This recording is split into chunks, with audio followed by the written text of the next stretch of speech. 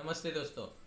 आज हम देखेंगे भेड़े और भेड़िए जो पाठ क्रमांक 9 है साहित्य सागर से, उसका बचा हुआ हिस्सा। यानी कल यानी पिछले वीडियो में हमने यह देखा था कि ये जो भेड़े हैं इन्होंने और वन के प्रदेश के बाकी जो पशु है उन सब ने यह तय किया था कि यहाँ पर हम प्रजातंत्र की यानी एक अच्छी शासन व्यवस्था लाएंगे, और वो है प्रजातंत्र या लोकतंत्र या डेमोक्रेसी। और इससे क्या हो जाएगा, यहाँ पर स्वर्ण युग आ जाएगा। अब देखेंगे हम कि यहाँ पर आगे क्या होता है। इधर भेड़ियों ने सोचा कि हमारा अब संकट काल आया। भेड़ियों ने क्या सोचा कि अब हमारा संकट काल आया। क्यों सोचा भेड़ियों ने ऐसा? क्योंकि लोकतंत्र में क्या होता है, डेमोक्रेसी में, कि जिनकी संख्या ज्यादा होती है वह यहाँ पर राज कर सकते हैं, अथवा वोट जिसे हम कहेंगे, मत जिनको ज्यादा मिलेंगे वो लोग यहाँ पर शासन कर सकते हैं।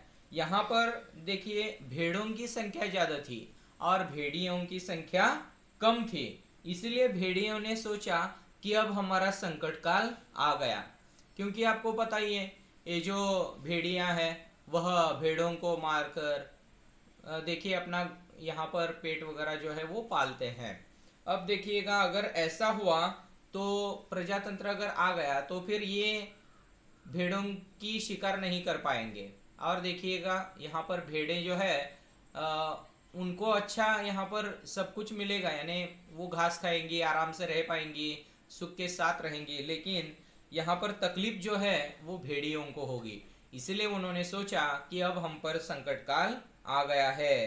क्योंकि भेड़ों की संख्या इतनी अधिक है कि पंचायत में उनका ही बहुमत होगा, और अगर उन्होंने कानून बना दिया कि कोई पशु किसी को न मारे तो हम खाएंगे क्या, यानी यही समस्या है। देखिएगा अगर वहां पर कानून पास कर दिया गया कि कोई भी पशु दूसरे पशु को नहीं मारेगा, यानी शिकार नहीं करेगा, तो फिर हमें भूखो रहना पड़ेगा।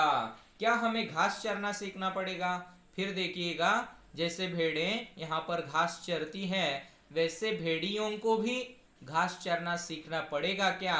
यह मुसीबत अब उनके सामने खड़ी थी। जो जो चुनाव समीप आता भेड़ों का उल्लास बढ़ता जाता। अब देखिएगा जो जो चुनाव समीप आता भेड़े जो है वो खुश नजर आती थी। इसका कारण ये है कि देखिएगा उन्हें रात में ही सपने दिखने लगते कि हमारे यहाँ पर सुवर्ण युग आया है, यानी कोई हमें तंग नहीं करेगा, सब लोग जिए और जीने दो, इस मंत्र का प्रयोग करेंगे, यानी दूसरों को भी यहाँ पर जीने देंगे और खुद भी जिएंगे, यानी किसी को किसी भी प्रकार की तकलीफ नहीं होगी। इस तरह से विचार, इस तरह के विचार जो है वो भेड़ों के मन में आते थे। इसीलिए जैसे जैसे चुनाव समीप आते भेड़ों का उल्लास जो है वह बढ़ता जाता था। उल्लास यानी उनके मन की प्रसन्नता जो है या उत्साह हम जिसे हम कहेंगे वह बढ़ रहा था, उत्सुकता बढ़ रही थी कि क्या होगा अभी आगे। जो जो चुनाव समीप आता भेड़ियों का दिल बैठता जाता, और जैसे जैसे चुनाव समीप आ रहे थे चुनाव के दिन, वैसे वैसे भेड़िया जो है उनका दिल यहाँ पर बैठता जाता। दिल बैठना यानी यहाँ पर देखिएगा उन्हें मन ही मन ऐसा भय था कि कहीं यह इन्होंने कानून लाया तो हमें भूखो रहना पड़ेगा। इसीलिए वे नाराज हो रहे थे, उन्हें बुरा लग रहा था मन ही मन। एक दिन बूढ़े सियार ने भेड़िए से कहा, एक दिन एक बूढ़े सियार ने भेड़िए से कहा, मालिक आजकल आप बड़े उदास रहते हैं। यानी देखिएगा यहाँ पर उसने क्या कहा कि मालिक आजकल आप बड़े उदास रहते हैं। आपको पता ही होगा कि ये जो सियार है वो भेड़ियों के इर्द गिर्द घूमते हैं। भेड़िए जो भी शिकार करते हैं, जो खाकर जो भी बचता है उसे खाकर अपना पेट पालने वाले ये सियार होते हैं। तो एक सियार ने पूछ ही डाला बूढ़े सियार ने भेड़िए से कि आप आजकल बड़े ही उदास रहते हैं, यानी आप बहुत ही नाराज दिखते हैं, क्या हुआ है ऐसा? हर भेड़िए के आसपास दो चार सियार रहते ही है। जब भेड़िया अपना शिकार खा लेता है तब ये सियार हड्डियों में लगे मांस को कुतर कर खाते हैं। देखिएगा इनका काम क्या है कि जब भेड़िया अपना शिकार खा लेता है तब ये सियार हड्डियों में लगा हुआ जो मांस है उसे कुतर कर खाते हैं और हड्डियां चूसते रहते हैं। यानी देखिएगा यहाँ पर उनका काम ही क्या है, भेड़िए ने जो शिकार किया है उसमें से बची हुई जो हड्डियां हैं उसमें लगा हुआ मांस खाना और चूस चूस कर उन्हें चूसते रहना। ये भेड़िए के आसपास दुम हिलाते चलते हैं। भेड़िए के पास आसपास ही दुम हिलाते हुए चलते हैं। इसका कारण है उनका फायदा होता है ना, उन्हें खुद शिकार करनी नहीं पड़ती है। भेड़िया जो शिकार करता है उस पर ही इनका पेट चलता है, इसीलिए उसके इर्द गिर्द ये रहते हैं। यानी ज्यादा कष्ट करने की आवश्यकता नहीं है। इनके लिए कष्ट कौन करता है, भेड़िया करता है। तो ये सियार उसके बलबूते पर जीने का एक मार्ग ढूंढ लेते हैं। इसीलिए देख लीजिएगा यहाँ पर वे भेड़िए के आसपास दुम हिलाते हुए चलते हैं, उसकी सेवा करते हैं और मौके बेमौके हुआ हुआ चिल्लाकर उसकी जय बोलते हैं।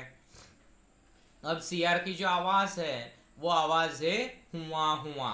जैसे कौवे की काव काव, कोयल की कुहू कुहू रहती हैं, वैसे देखिएगा यहाँ पर ये जो सियार है उनकी आवाज है हुआ हुआ। चिल्लाकर वह किसकी जय बोलते हैं, भेड़िए की जय बोलते हैं। देख लीजिएगा ताकि भेड़िया भी खुश हो जाए और उनका जो काम है वह आसानी से बने। तो बूढ़े सियार ने बड़ी गंभीरता से पूछा, महाराज आपके मुख चंद्र पर चिंता के मेघ क्यों छाए हैं।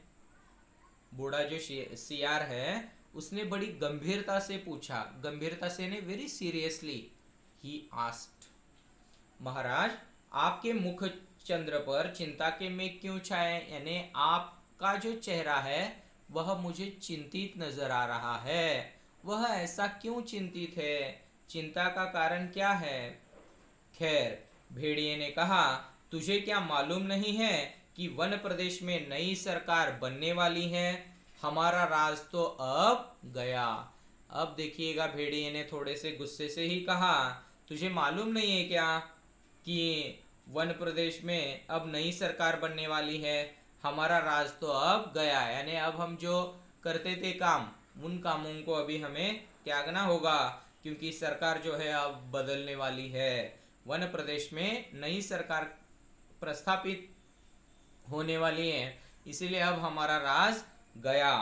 सियार ने दांत निपोर कर कहा, हम क्या जाने महाराज, हमारे तो आप ही माई बाप है। यानी हम क्या जाने महाराज, हमारे तो आप ही माई बाप है। माई बाप यानी हमारे ही माता पिता है आप। यानी हम तो कोई और सरकार नहीं जानते हैं, आपका दिया ही खाते हैं, आपके गुण गाते हैं। देखिएगा ये जो सियार है इसने कहा है कि हम दूसरी किसी भी सरकार को नहीं जानते हैं, किसी भी बात को हम नहीं जानते हैं, और आप जो हमें देते हैं वही खाते हैं और आपके ही गुण गाते हैं, यानी आपकी ही जय बोलते रहते हैं। हमें क्या पता है यहाँ पर वन प्रदेश में क्या होने वाला है। भेड़िए ने कहा, मगर अब समय ऐसा आ रहा है कि सूखी हड्डियां भी चबाने को नहीं मिलेंगी। भेड़िए ने सच बोल दिया। देखिएगा कि अब यहाँ पर ऐसा समय आ रहा है कि आपको सूखी हड्डियां भी चबाने को नहीं मिलेंगी।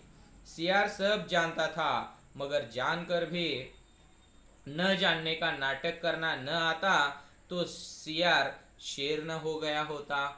यानी यहाँ पर हम देख सकते हैं कि सियार कैसा मतलबी है, कितना देखिएगा धोखेबाज है। सारी बातें जानते हुए भी नाटक कर रहा है कि मैं कुछ नहीं जानता।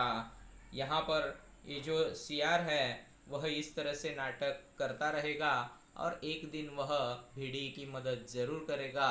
यह हम अगले वीडियो में अगले पार्ट में देखेंगे। धन्यवाद।